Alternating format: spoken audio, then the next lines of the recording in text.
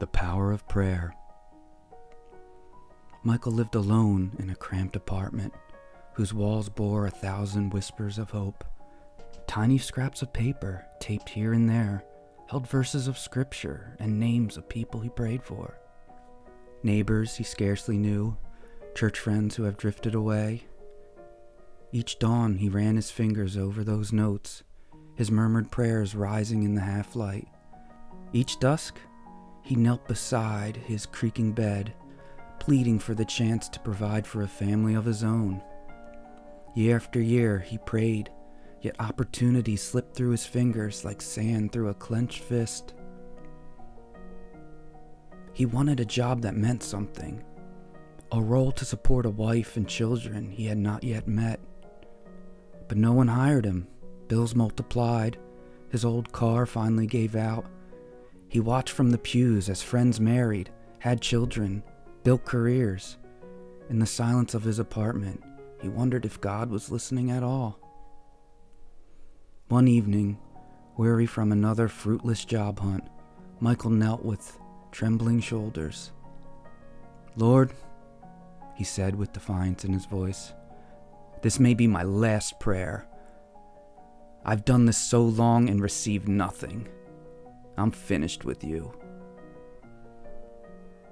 He swallowed the lump in his throat and fell asleep amid a hush like the holding of a breath, and that night the veil between two worlds thinned. In slumber, Michael opened his eyes to a realm of shimmering glass and gentle radiance. The very air hummed like distant choirs singing secret lullabies.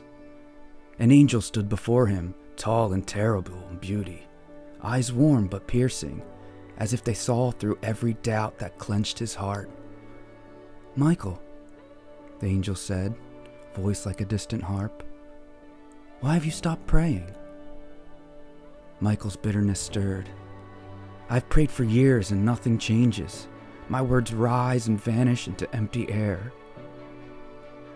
"Come," said the angel, "see how your prayer truly works." At once they soared beyond the stars and clouds, then descended into a vision of Michael's drab apartment. There he knelt, praying, as he always did, yet now those words were not empty. They rose like golden threads from his lips, weaving themselves high above the rooftops, past the moonlight sky. Other threads shimmered in countless colors, crimson, sapphire, silver. Each bore from a prayer somewhere, each weaving into a tapestry too vast to imagine. "Every prayer is a thread," said the angel. "They combine to shape events, soften hearts, and bring forth compassion. Look." Michael saw a distant mother forgiving her husband after a cruel word, nudged by Michael's prayer for peace in his neighborhood. He saw a young student receiving a scholarship that sprouted from small mercies set in motion by Michael's quiet petition for struggling families. His words, once thought empty, had become sparks lighting unseen corners of the world. Though he was captivated by the brilliance around him, a heaviness overtook his chest. "But what of me?"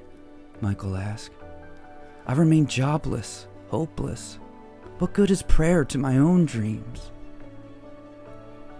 The angel's eyes gentled. "Your prayers also shape you. Come, see what happens when your prayer ceases." They sank into shadow. Michael stood now at the threshold of a cramped, dim hovel where the air hung stale. He saw himself older, bent, hollow-eyed, shoulders weighted with invisible chains.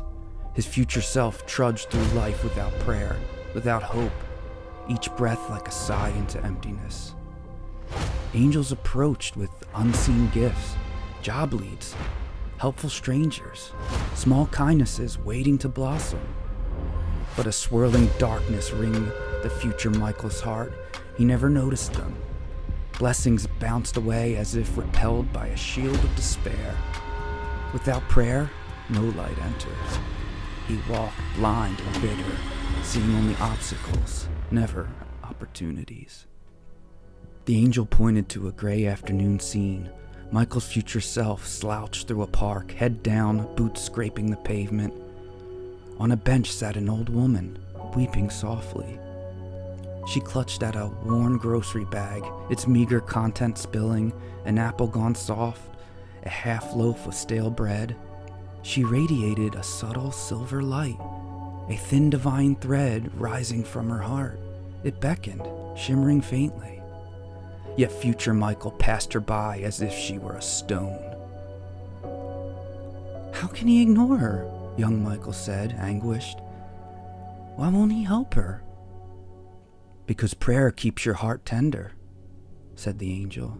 "Without it, you do not see who you're meant to bless and who might bless you in turn." The angel raised a hand, and the silver thread glowed brighter, winding upward and away.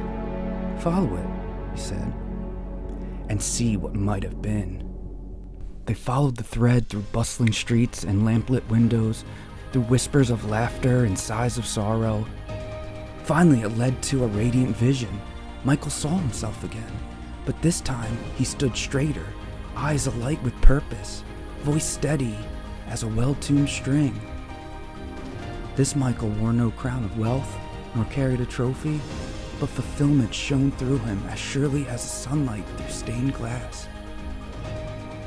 He had discovered a place where others looked to him, relying on the warmth of his presence and the quiet strength in his voice.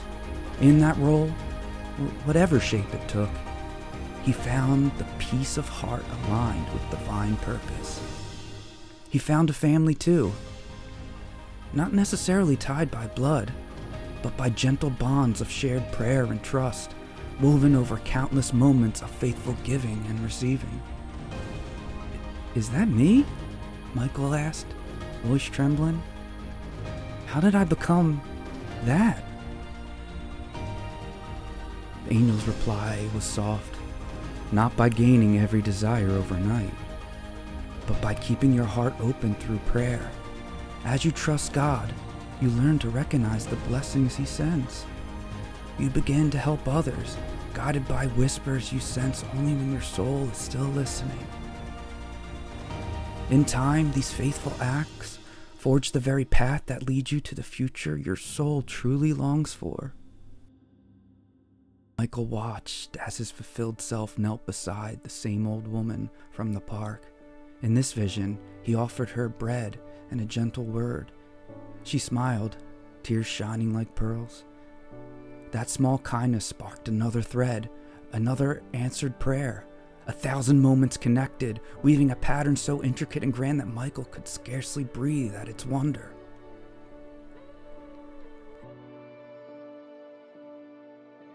Morning broke over Michael's apartment as he jolted awake, heart pounding with a strange new warmth. He knelt, not in the old desperation, but in gratitude that welled up like fresh water in a dry well. "Lord, thank you," he said, voice steady and sure. "I know now my prayers are never lost. They shape the world and shape me. I trust you to open doors in your own time." Those circumstances had not yet changed. Michael rose differently that day. With each prayer he said, each note on his wall he touched, he felt the quiet hum of that invisible tapestry. He understood now. Prayer did not simply beg for a gift. It aligned his heart with God, taught him to see blessings hidden in sorrow, and become an instrument of grace for others. In time, Michael moved through his days, still searching for work, still longing for a family. He did so not as one abandoned, but as one guided by a gentle hand. He held no fear that his prayers were empty. He knew they carried weight and warmth like golden threads, weaving him into a design that he was still learning to trust. And in that trust, he found what he'd been seeking all along.